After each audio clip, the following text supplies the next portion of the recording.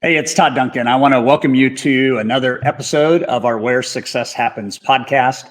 You guys know that most of the time we come at a topic from an angle of how do we become more successful? And certainly that's a part of our life journey.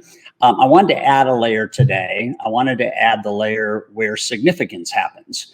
And I think on the other side of success is significance. And I think significance is something that is really, really worth talking about and exploring. And I'm going to do that with a good friend of mine whose name is John Jones.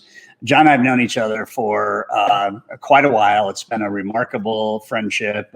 He has studied under me, and it's been a joy to teach him as a mortgage professional. And we've welcomed John to our podcast today. John, it's good to have you with us, and thanks for joining. Thanks for having me, Todd. It's great to be here. Yeah. Literally. Literally. It's great to be here. Literally. Yeah, no. And I think everybody will understand the spirit of that statement in a moment or so. So I want to go all the way back to 2015. And I got something from you that I had not intended on getting. And it was right before Sales Mastery. It was, we're getting ready to kick off Sales Mastery. And I got an email from you a couple days before the event began. And I don't want to read that email. I still have a copy of it, as you know. But can you tell us just the nature of that email and where you were and what was going on in your life that caused you to write that? And just walk us through it. So the nature of that email comes from July 2nd, actually started it when I was diagnosed with stage 4 pancreatic neuroendocrine cancer on July 2nd of that year. And there was a lot of uncertainty going on in my life in that period of time. And I don't like uncertainty. So I think a lot of that was kind of bringing you up to speed. I knew Sales Mastery was going on. I had been attending Sales Mastery for years. And I loved it. And that was the first one I was actually going to miss. I was going through treatment. Times were rough. I didn't know if I was getting better. I didn't know what was going on. So a lot of that letter was to kind of tell you, because I knew how important Sales Mastery was to you.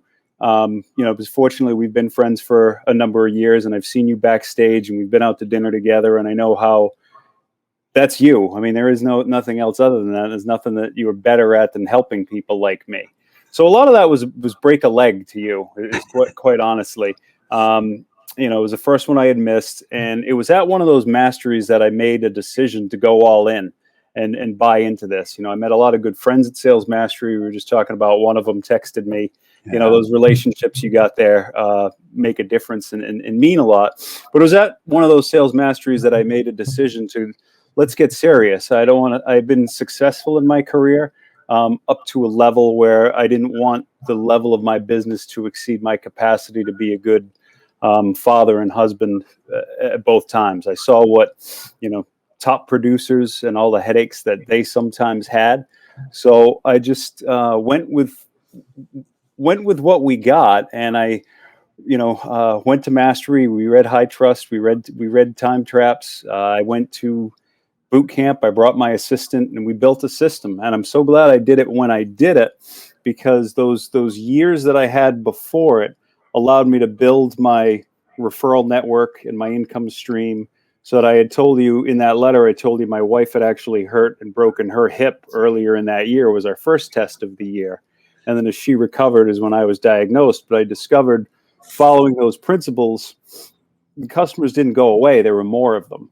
So a lot of my hope with that letter when I sent it to you was so that you'd get a smile on your face. Going out to Sales Mastery, I wanted you to feel great going into it. And that if you got through to one more person, or, in your case, what you did with it was unexpected, but totally fine with me. I've got nothing to hide.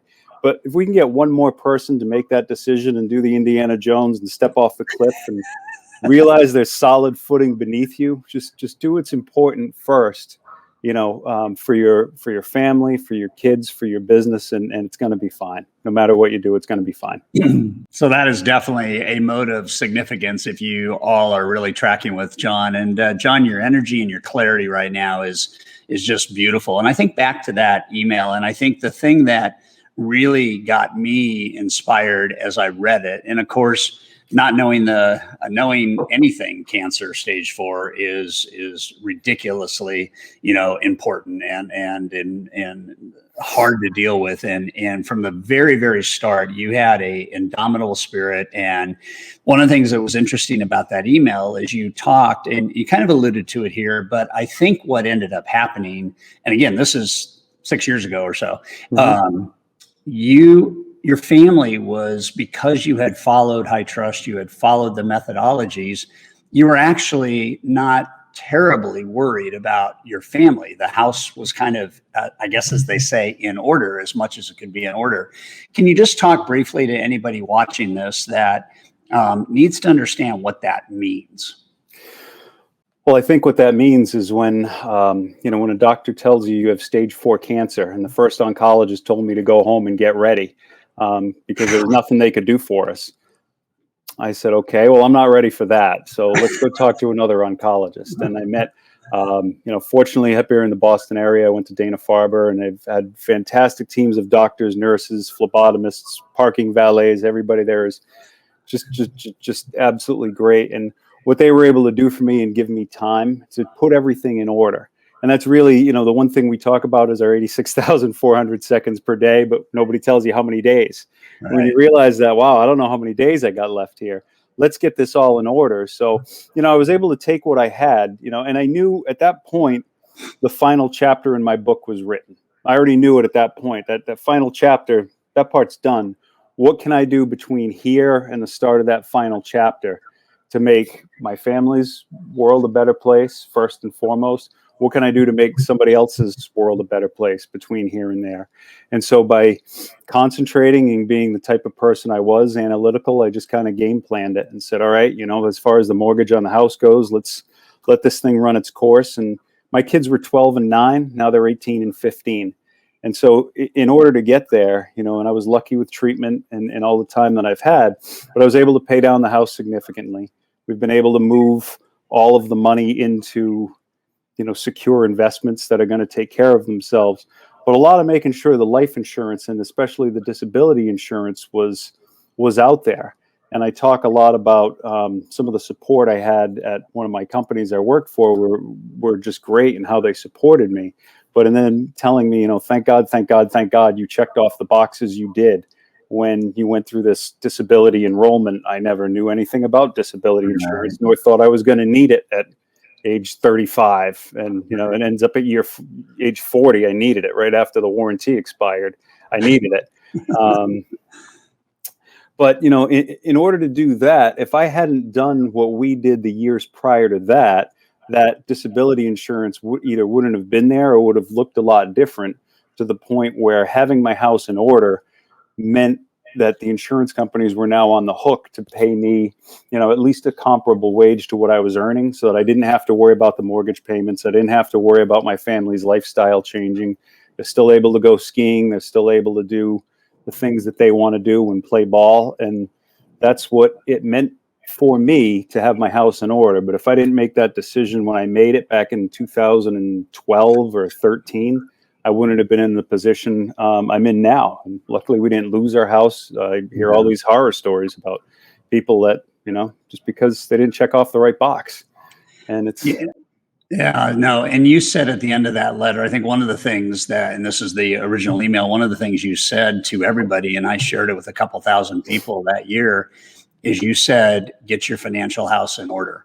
And I think that is a remarkable strength to be able to understand the foresight, which most of the time we don't have. It's usually hindsight, right? And you had some foresight, and you made some things happen that, protected the family. And I want to say this to anybody that's watching our podcast, viewing it, listening to it, whether you're in real estate, lending, in sales, whatever you're in, the financial house has to be in order. You've got to do the right things. You've got to get protection. You've got to make smart choices, and you got to take care of number one, which is you and your family. And I remember at the end of that email, that's what you said. My wish to all people listening to this or watching this or reading this at some point was that they understand this. And I think it's remarkable that Jackie and the boys, have that based on what you're going through. So I admire that, man, and I appreciate it. And I will tell you that already, tens of thousands of people have heard my version of your story. And what is so beautiful about right now in this moment is we get to have that with you. And so I'm just going to take a picture because I never want to forget this. So hang on. I appreciate it. So I just added up on my calculator. If you saw me looking down, it wasn't because I was not listening to you. No.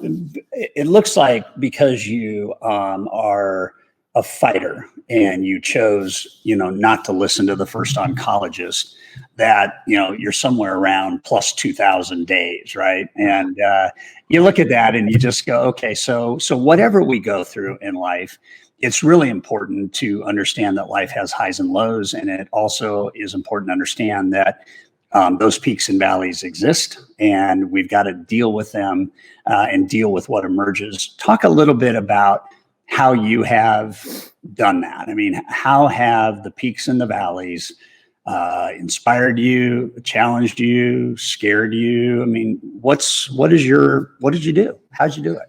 How are you where you are right this moment? Well, where I am right this moment is I'm day by day at this moment. As far as the last 5 years have gone, as far as highs and lows go, I mean, the highs, I never really get too high because I know, at the end of the day that this is a disease that, the goal is not to die from it, but to die with it, and whatever happens, it could be anything. It could be in our society today. God knows any of the number of crazy things that could happen, from somebody running a red light to anything else. So every day with my family is an absolute blessing. I've done the absolute best I can. As far as two lows go, yes, I get down, but the best thing is I get text messages. I get people all day long just checking in on me. How are you doing? What's going on, bud? You're one of them. Former people. I got an umpire right now texting me, letting me know he's back behind the plate for a game this afternoon. First time in a year he's behind the plate, and the kid's psyched.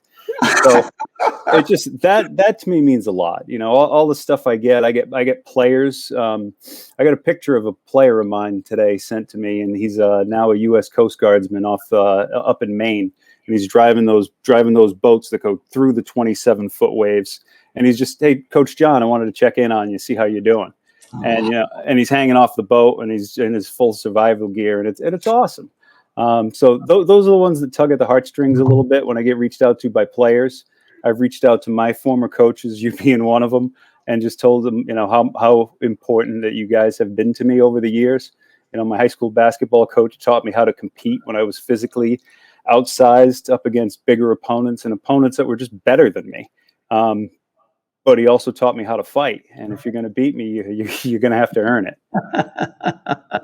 I love it. And, I think it's very interesting that as we have this conversation, I spent a couple hours last night just going back through, our text messaging and checking in with you, and then, getting the message that I got from you more recently, and just realizing that, we're talking about staying strong, and I'm just scrolling through, and you were really proud of conquering your addiction to email. You sent me a screenshot that you have almost 13,000 unanswered emails, and it's amazing in my mind, not because of what you said earlier, that at some level we are all at risk every day. It doesn't really matter. We can be at risk in a traffic accident. We can be at risk by somebody drinking and driving. We can be at risk. I was at risk a couple of months ago in my airplane, and my engine failed on takeoff. And it was like, okay, what am I going to do? I'm 700 feet over the runway. We got to talk about that offline. I got to land this thing or I'm going to die, and so to just know stuff happens. And so often, it is not something that we orchestrate, or architect. It's just what life does. It presses in on us. And I think the reason why this is special is on January 25th, you sent me a text, and, the text simply read, Todd, the doc told me that I'm near the end of the day. The liver's failing. There's not much more they can do. Weeks, months, you've been a huge influence for me. The family's in good position. We talked about that. Nobody tells you how many days. Don't waste them. And so you have squeezed the juice out of the last, 5.5, 6 years. You've done everything you can. And I think that has a lot to do with why we're doing this podcast and you're still standing. And, a lot of people would have given up, and you didn't give up. So I use two R words with you all the time. I use relentless, and I use remarkable. And I feel that your journey has required a relentless positive attitude. And I think the reason I use the word remarkable is because when I look at you and I feel you, I know that you're a remarkable human being, and that there's no way you would be where you are right this moment if you weren't relentless and if you didn't just keep going. How have you been able to stay so strong in the midst of all this? Besides the obvious, we fight for life, right? But we fight for life. It's, how do I stay strong? It's one thing that I don't look at it that way at all. I just look at myself as a guy that's been put in this position, and it's, there's no choice. I don't have a choice in the matter, because I would have taken almost anything else. I come to a decision at the end of the day. I do what my doctor suggests, and it's take a left or take a right. What do you do? The hardest part about this is them talking to me and saying, look, there's nothing we can do for you at this point. Anything we do is going to shorten your lifespan and hurt your quality of life. So, what do you want to do? Let nature take its course. And they're talking to me about this, and it just goes against every fiber in my body to say, yeah, okay, I want to do that. I don't want to do that, and, we hope, I hope, I pray, I look at everything that's out there, and I know some of the stuff might be too late for me, but if it can help one other person, I'll donate tissue to any research cause you have. I'll do anything I can to help anybody else. I have a friend that said that to me the other night, and he kept saying it over and over again about being strong. And I just said, man, he happens to be a recovering addict. And I said, I didn't have a choice, but you did. You had a choice to continue going down the path you were going down, and that would have come out with an outcome we both know, but you took the harder choice, and you've made that choice every day you wake up in those 5,000 days since. Or, yeah, I think we came up with a similar number. I added up his days that he's coming up was about 20,000 days. And it's, that's the harder of the two, of what you did. So I don't view myself as strong. I do view myself as I don't quit. But, what other people have gone through is far worse than what I've had to put up with. Kids or people, or just the looks on the faces of some moms as you walk around the hospital. I wouldn't want to be in anybody else's position. I'm just grateful to be in mine and know that I've done the best I can. There's really nothing else you can do. I had a choice, I'd take it. That's why you're remarkable. We had a real special moment after I got that text and we were talking, and I think that it was within a day or two after you getting, that message from your doctor, and we were talking about a word that I didn't know how important it was to you, and you probably did not know that I was going to use that word, but I used the word grit. And it was amazing. I feel goosebumps just talking about it. I remember in that moment we were FaceTiming, and you were talking about, I think, one of the greatest inspirations you've had in your life, which is your boys in baseball.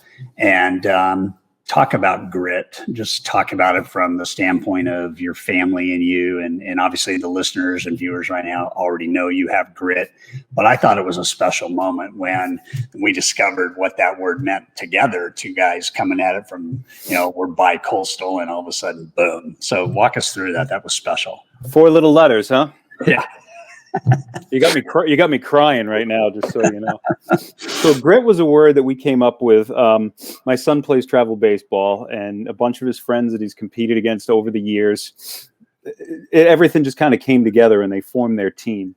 And the guy that's running it does a fantastic job, but that's been one of his things. We're this bunch of outcasts, we're this bad news bears club of nobodies, and you're going up against this team that's got a big name behind him, and this team's got a big name behind him, and this guy's got a famous coach that doesn't go to the games, but he just cashes the checks. So you boys can go out there and you can outcompete and you can fight, and you're not the biggest, but you've got grit. And that's the way they play the game. And I love these kids. They'll go out, they'll bunt, and they'll steal from first to third on a bunt play. And the other team's looking around like, what just happened? And just these kids are relentless in how they play. And it's next man up. It's, you got your, sometimes we're not able to play every kid the whole game because we have a lot of players on the team. So it's next guy up. You played your 2 innings, come on out. Next guy goes in, and those kids go right to the bench and they cheer for their teammate. It's not their at bat, but we don't have kids putting their head down and sulking because they're not in the game. And these boys won the 14-year-old state championship last year in our state. So I couldn't be any prouder of that bunch of nobodies. And this year I'm helping to design. One thing I do is anything I can that I'm able to do. I can't go out and teach the curveball anymore. I can't give batting practice or throw batting practice like I used to. But we're doing our designs for our shirts, and we get the kids a practice shirt. It gets hot here in the summer, and so instead of a name panel on the back, we're just going to have grit. It's going to be the name piece on every kid's jersey for our practice jerseys and our game alternate jerseys this summer. And I just want to get to see some games.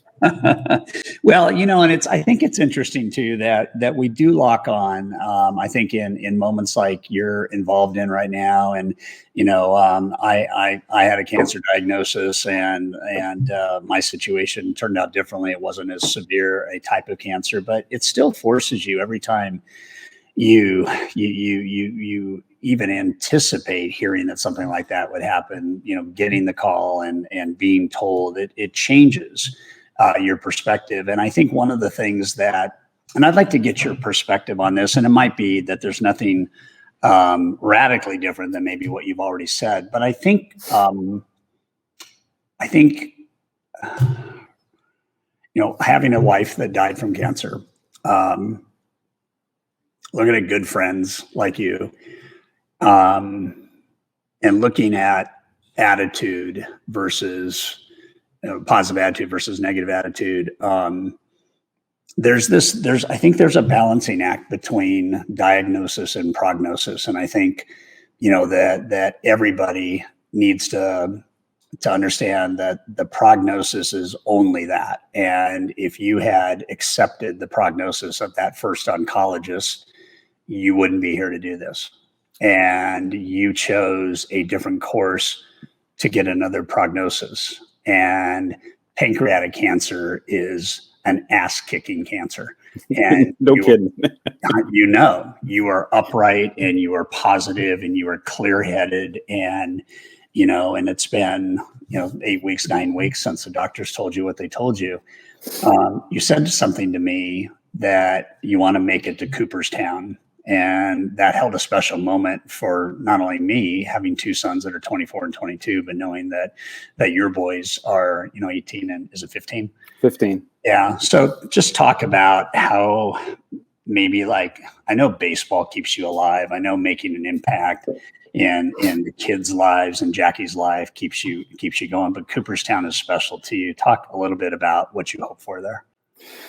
So Cooperstown's been special to me since, right when my oldest son, right when I was diagnosed, rather, my oldest son was 12, and that was his team's year to go to Cooperstown. Traditionally, you go when you're 12 years old, and it's the Little Diamond, and it's just like you see on ESPN with these kids going absolutely bananas, doing their Little League World Series stuff. So I was just diagnosed, and I think I had started chemo that week, so I literally got to go up and watch one day of baseball. And drive back that night. And I remember that drive back and not knowing if I was ever going to see another game after that. It was not good. And then knowing that, it was during that time up there, I have a very good friend of mine that we were talking about taking over the 9-year-old team for my youngest son. He had a son that age too.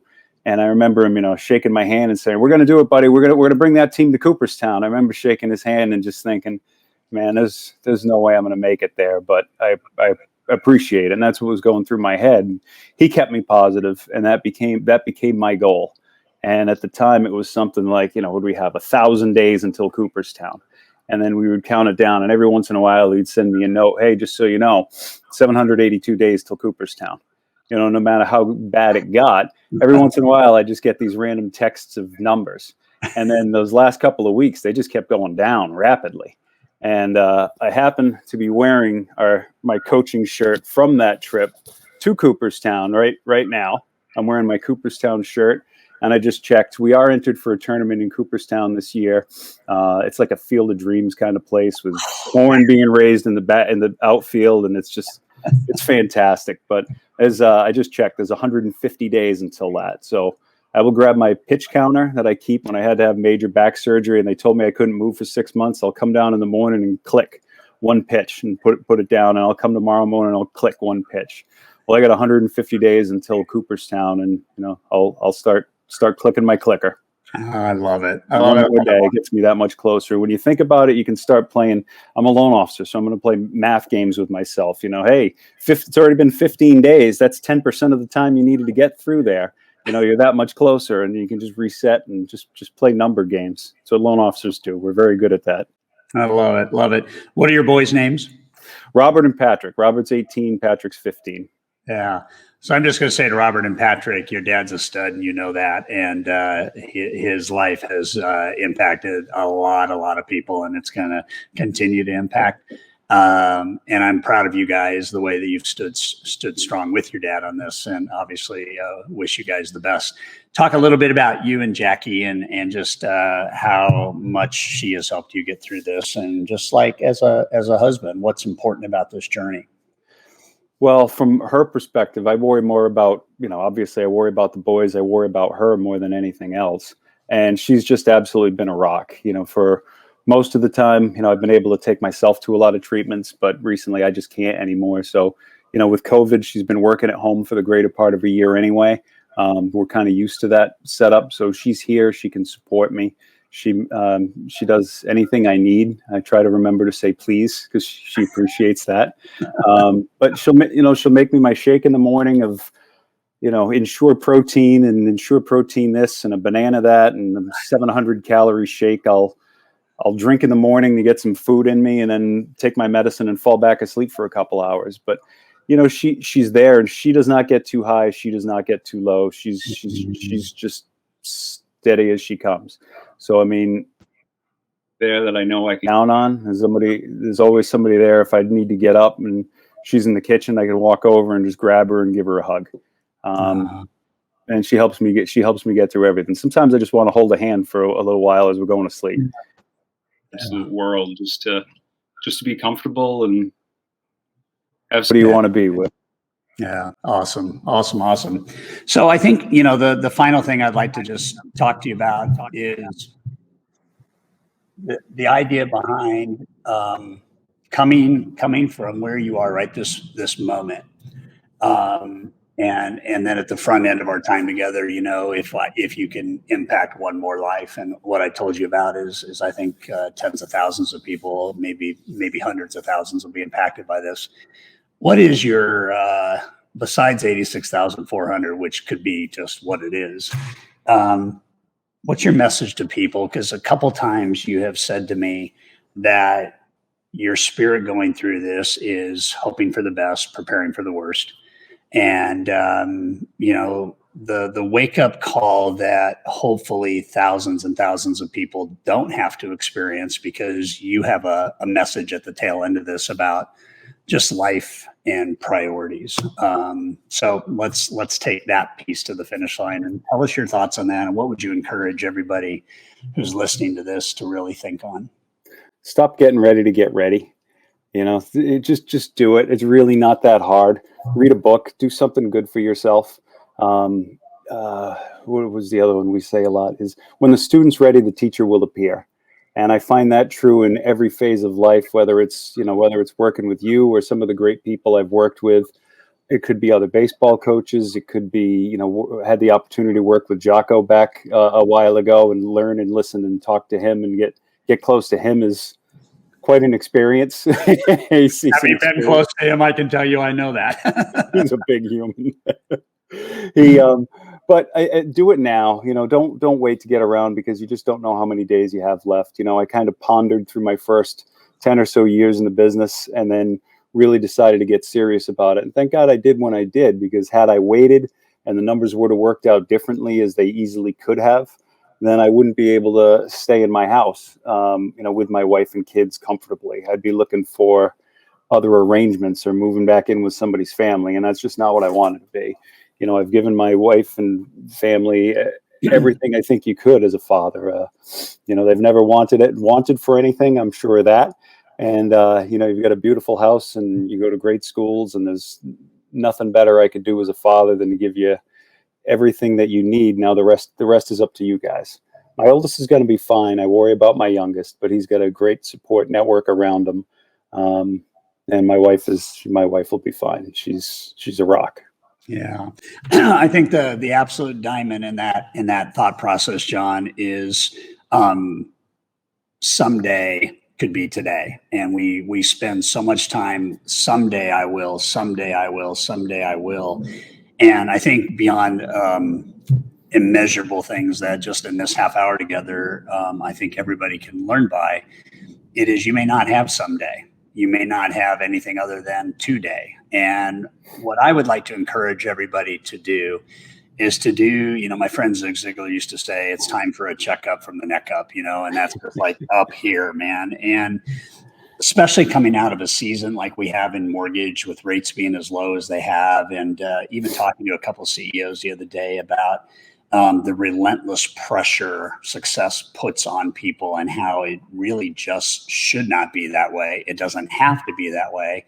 And we allow it. And I think that, for me, I was telling Deb that we were going to do this today. And I said, my hope for everybody is they realize that there's only three things. There's love, and there's time, and there's death. And far too often what ends up happening is love gets compromised because time gets abused, and we have physical manifestations of low productivity and stress and anxiousness. And we can actually be, while still walking and being alive, we actually can be dead, and we're letting life pass us by. And the message you give to everybody is, don't do that. Because if you had not paid attention in those 10 years, and if you had not said, I'm all in and I'm going to do this, I don't even know how this would have turned out.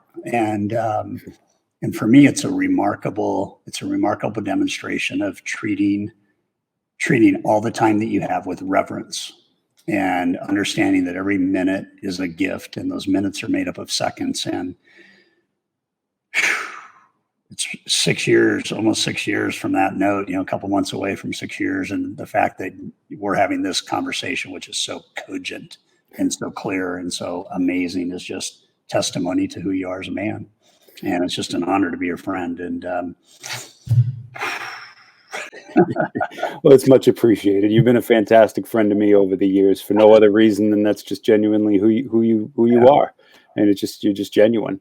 And we've had a lot of fun together. We've learned, we've innovated, I've loved everything about it. It's just been fun when you can put something in your business and see it work, and see your productivity go up, and your time invested, the time investment that you make in your business. When you see that number go down and your income number go up, well, wait a minute, I can do this making more money in less time and spending more time with my family and doing the things I want to do. All right, let's just do it that way. I just want to do it that way. Sounds so much easier. Oh man, I love it. Love it, love it, love it. Well, Jackie, thanks for being such a great wife and supporting John and again, your boys. And dude, I love you. You know that. I value every moment we get to text or see each other. And I know that you're on a journey that you've accepted, and your attitude is positive. And I think it's a remarkable demonstration of your desire to help people win, to have figured out how to spend half an hour with me and just kind of pour out your heart and your wisdom. And it has been amazing. And I just, Deb and I continue to pray for Godspeed on your journey. And I know we'll be in touch soon, but thank you for making an impact and for taking the time to, just pour your heart out. And we love you for it. Thank you. It's much appreciated. Thank you. All right. Thanks, everybody, for watching this special time with John Jones. And we'll look forward to being with you again on another podcast.